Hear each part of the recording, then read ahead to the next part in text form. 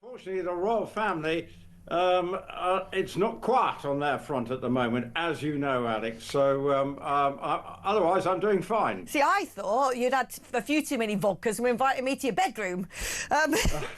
Now, tell me, Sarah Ferguson's final days at Royal Lodge were not a quiet or dignified exit.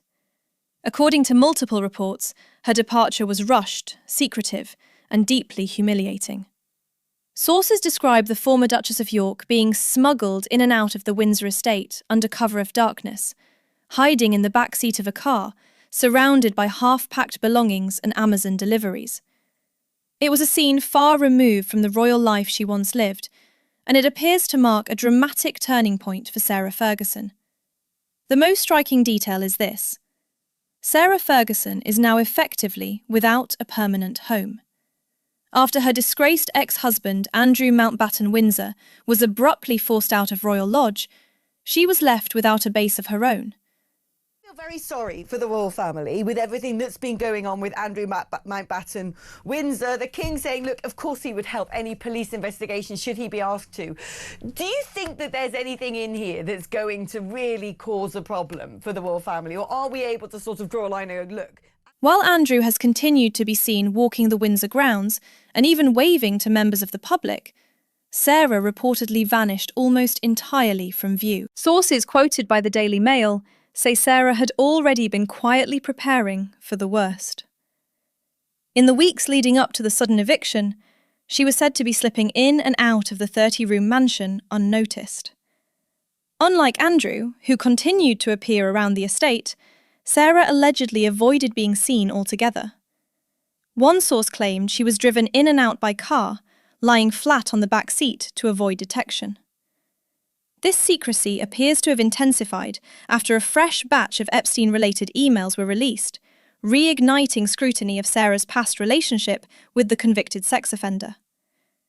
The newly revealed correspondence reportedly left senior royals deeply unsettled, particularly because of the way Princesses Beatrice and Eugenie were referenced. Recent claims suggest King Charles became increasingly disturbed by the sight of his brother Andrew continuing to move freely around Windsor, greeting the public as if nothing had changed. Sources say this prompted urgent discussions between Charles and Prince William at Sandringham the weekend before the eviction. Andrew Mountbatten Windsor, a massive wrong-un. They know he is, we know he is, but actually on the other side here, they've done nothing bad. Well, I think we've got not only a political crisis with the fallout from Peter Mandelson, and he's being investigated. You've also got the issue that Andrew, there a talk was when he was trade envoy, was he passing anything on to Jeffrey Epstein? So I think that's the issue for the royal family. Shortly after, Andrew and Sarah were ordered to vacate Royal Lodge earlier than planned. One report states that Andrew was forced out around midnight before he had even finished packing his belongings. If that is accurate, Sarah's departure was likely just as chaotic. Staff were reportedly left to deal with the aftermath. Insiders claim dust sheets were draped over furniture, packing cases were scattered throughout the property, and bare walls were left where artwork from the royal collection had once hung. What had once been a grand royal residence was suddenly reduced to something resembling an abandoned house mid-move. I can't help but mention how unusual Sarah's living arrangement at Royal Lodge always was. Despite divorcing Andrew in 1996, she continued to live with him at the property for years, an arrangement that quietly raised eyebrows within royal circles. Royal Lodge was not a standard grace and favour home, but was held under a long lease, reportedly running until 2078, with Andrew responsible for costly renovations and upkeep. Those renovations were said to have run into the millions, costs Andrew struggled to meet. When the lease was effectively stripped from him, Sarah's already fragile living situation collapsed almost overnight. Horrible, horrible man, but the rest of them I quite like, and you can't blame them for the things that he's done. Do you think that's sort of where public opinion in general is, or is this really actually creating a far more deeper crisis for the monarchy? Well, Andrews, by his actions, even, last week, there he was being photographed in Windsor Great Park. There he was. Leaving her without the security she had relied on for decades. In the weeks before the eviction, there was reportedly a steady stream of Amazon deliveries arriving at Royal Lodge, despite Andrew already owning an enormous number of personal possessions. Sources described the move as a months-long, room-by-room excavation, due to the sheer volume of items accumulated over decades. One detail that has repeatedly surfaced is Andrew's well-known collection of teddy bears. According to reports, most of the collection was among the first items packed away into long-term storage. One stuffed monkey was said to have remained with him. Behind the scenes, the atmosphere inside Royal Lodge was reportedly tense and unsettled. In November, a source told reporters that Andrew spent much of his time pacing the house alone, muttering and ranting to himself. Sarah, meanwhile, was said to confide in staff and friends at a discreet bar known as the Doghouse. They are both spending a lot of time alone, the source said at the time. Andrew rarely goes out and has been padding around the lodge, ranting and muttering. Sarah and Andrew are leading separate lives at different ends of the house. They come together for lunch and dinner, and that is where they talk about their futures. Sarah, in particular, is panicking about what comes next, and she is not in a good place. Since leaving Royal Lodge, Sarah's exact whereabouts remain unclear. There has been widespread speculation that she may have fled the country. Royal author Andrew Lowney told the Mirror that Sarah has a habit of leaving Britain when pressure mounts. Suggested destinations include Thailand, where Sarah is known to enjoy spa retreats, the Caribbean island of Mystique, a long-time royal favourite, or Switzerland.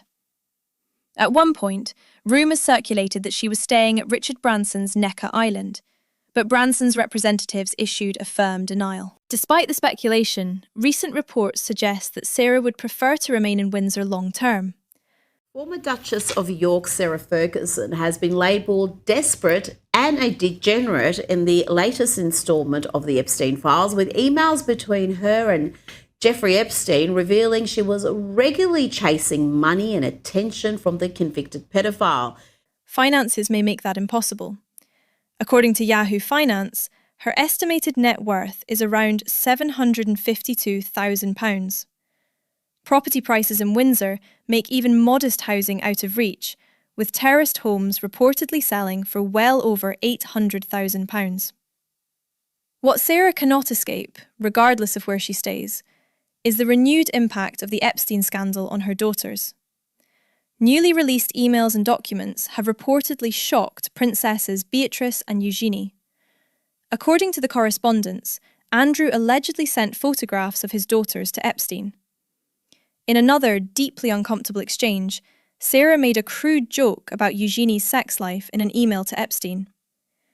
Emails also suggest that Sarah took both daughters to visit Epstein in the United States just days after he was released from prison in 2009, something sources close to her previously denied. One particularly disturbing email exchange from March 2010 has drawn intense scrutiny. Jeffrey appears to ask Sarah about a potential trip to New York, writing simply, NY? Sarah responds, "Not sure yet, just waiting for Eugenie to come back from a shagging weekend." The timing is notable. The message was sent around Eugenie's 20th birthday, which she spent with her then boyfriend, now husband, Jack Brooksbank. Sources close to the sisters told the Daily Mail that they were left aghast by what they read. "They are mortified by the emails their mother sent," one source said. "It is so embarrassing for them. We do not believe the girls were told much about what has just emerged, and they will be aghast at just how close their parents were to this appalling man." A friend of Princess Eugenie reportedly told Page 6 that she feels unfairly dragged into the scandal. "Eugenie feels like she is being tarnished with a brush that is not hers," the source said. "That brush belongs to her father. She is very frustrated." She wrote, "I have never been more touched by a friend's kindness than your compliment to me in front of my girls. And this, You are a legend. I really don't have the words to describe my love, gratitude for your generosity and kindness. They are in as good spirits as they can be, but it is a never-ending mess. Former BBC royal correspondent Jenny Bond also weighed in this week.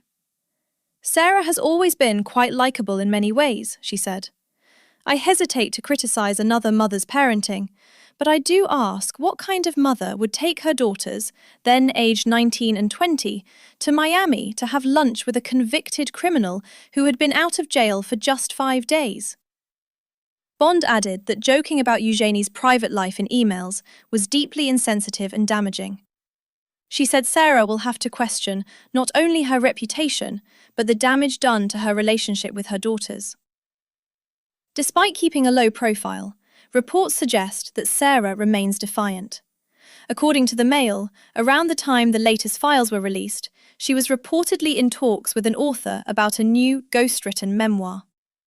She is also said to have no intention of moving back in with Andrew.